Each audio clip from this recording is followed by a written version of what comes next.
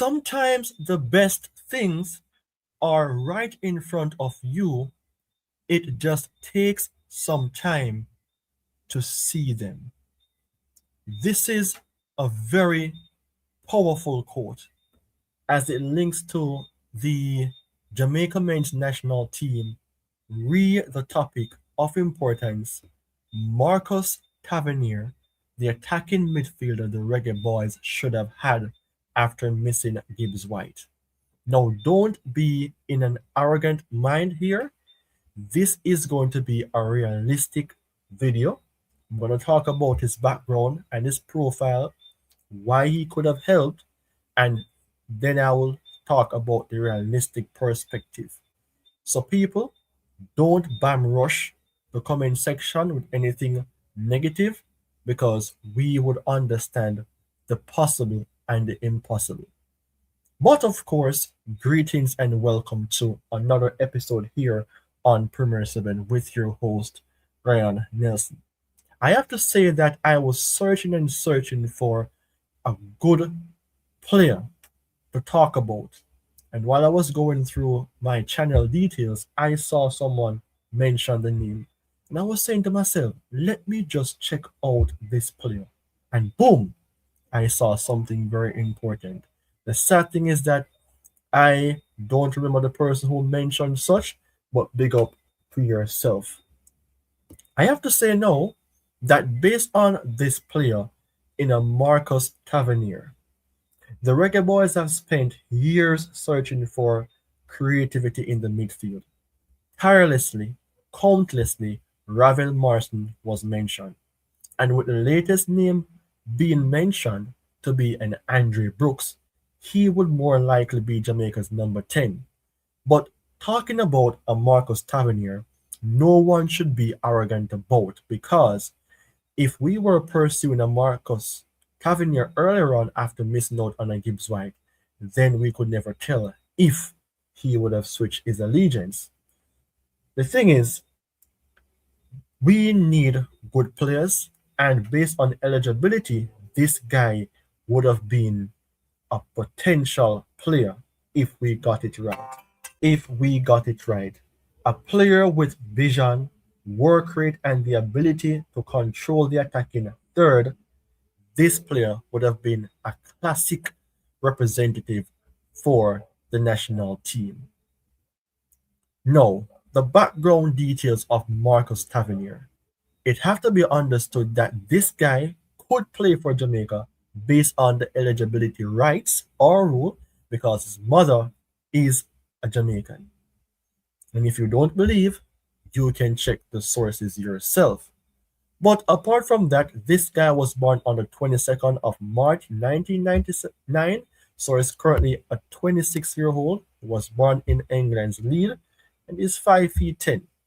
The rightful size or height to say for a attacking midfielder. And the thing is, he can play in numerous positions as a midfielder or as a winger. For this guy, he played for Middlesbrough between the years 2017 to 2022, 135 apps, 18 goals. He then went on loan to Milton Keynes Dons, 7 appearances, no goals in 2018, and now he plays for Bournemouth from 2022, 104 appearances, 16 goals. The latest thing about him based on England is that he represented his country of birth between 2017 to 2018 at the under 19 level, 8 appearances, 1 goal. So, it proves then that this guy has not played for England's senior team. If we could have went for Mason Greenwood, if we could have went for an Omari Hutchinson, if we could have pursued a Morgan Gibbs-White, then it would have not been impossible if we had a system that could have recruited a player like a Marcus Tavernier. The thing is about Marcus Tavernier, people, is that his positions can be different. And the thing is, he played 25 times in the Premier League this season thus far, 5 goals, 4 assists, 76% starting 11 for Bournemouth, 75% in terms of minutes, and 25% goal participation. He's an attacking midfielder. That is his key position. I talk about wings, but with more explanation or more details added, left wing and right wing is where he could also play. Flexibility, versatility is what this guy would have bring to the Jamaica's midfield. And I've said before, people, I am going to talk about the realistic part of this because I know that some of you will say, why are you presenting on this man? He will not be in that position to play for Jamaica. We will talk about that part. And speaking about that, people, if this is your first time as a viewer of Premier 7, the channel you're seeing the amount of subscription at the top, I would love to reach the landmark of 3,000 subs. So please go ahead to like, comment, share, and subscribe. It will be a blessing for this channel going forward.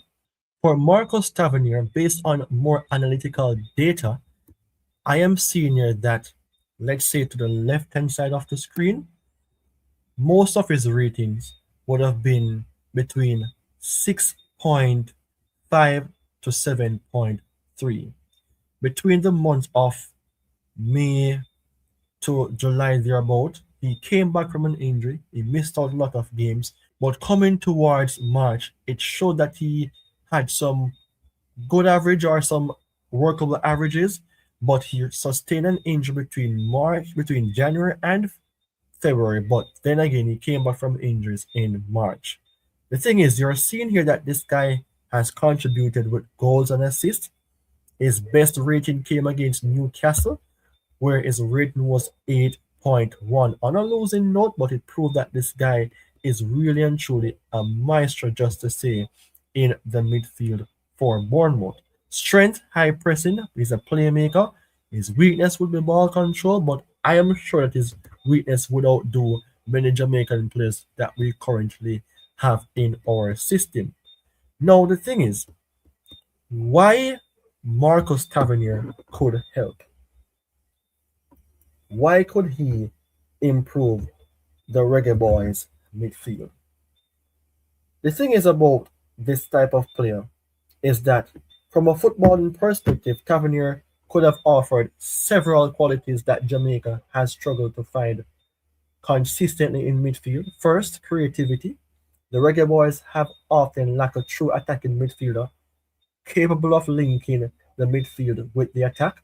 Tavernier has the ability to progress the ball forward, creating chances and making intelligent runs in dangerous areas. Second, versatility. He can operate as an attacking midfielder, which is his real role, but also as a wide playmaker and occasionally in deep midfield roles. Third is work rate. One of the most underrated aspects of Tavernier's game is his defensive contribution. He presses aggressively and tracks back, which is important in modern international football. I think he would be an upgrade on Ravel Morrison. And having a player like Tavernier operates in that attacking midfield role could have provided the Reggae Boyz with more balance. Just imagine a fit Tavernier playing as our attacking midfielder, with a fit Lewis Baker playing as our box-to-box player, and an Isaac Hayden. That would be a beautiful midfield three. The thing is, with Lewis Baker, let's say he may not be having a good game. We're talking about if he's playing for Jamaica and the team is lacking the natural number 8. I mean, Tavernier's energy and movement could have added another dimension because he can play different roles. So removing Lewis Baker, dropping in a Tavernier, having a Brooks at the number 10 role would be a brilliant tactical solution. Pairing him with someone like Isaac Hayden, who I mentioned with the midfield 3, in the defensive role, he would be going more forward as having that license to progress, and he's capable of taking some free kicks as well, and even the pass that he has scored from a corner. This guy is a proper midfielder. I mean, he would love to play for England, I would assume, but with his mommy being Jamaican, if Jamaica's system was good enough, or let's say developed it in a way to get in quality players, then maybe we could have had Marcus Tavernier. No, the realistic thing is that at this point, there's not been any confirmation indicating that Jamaica have ever been serious pursuing Marcus Tavernier. Maybe this video can at least suggest to them. And there are no strong media reports, for which I never saw until I saw the comments on my page, that recruitment talk took place. And over the years, Tavernier has continued to establish himself in English football, which means that convincing him to switch allegiance now could be significantly more difficult. But I mean, we talk about Gibbs-White, we talk about Greenwood, we talk about Omar Hutchinson, we talk about many other players, and we got some. Tavernier wouldn't make a big difference. We just have to have the system to get the players in. And it will take some work, but it is just the reality. So, while means that convincing him to switch allegiance now could be significantly difficult, it remains a case like this. It is not impossible because talent identification and recruitment are crucial if Jamaica wants to maximize the potential of dual national players. Our diaspora gives us that opportunity. We should make more of it. And just a little note, this guy is on the radar of Manchester United. The news is there for you to check out later on Sky Sports. So you can check that out for yourself. But for him to be on the radar of a Manchester United, which is performing better these days, that proves that this player is a quality player. But people, I want to hear from you. I want to hear from you. Did the Reggae Boys miss an opportunity with Marcus Tavernier? Do you think Jamaica should still explore the possibility? It won't happen this time around. However, let me know your thoughts in the comment section. Read the title again. Marcus Tavernier, the attacking midfielder the Reggae Boys should have had after missing Gibbs-White. You comment, I reply. That's how it goes here on Premier 7. You all take care. Goodbye. Until we meet again.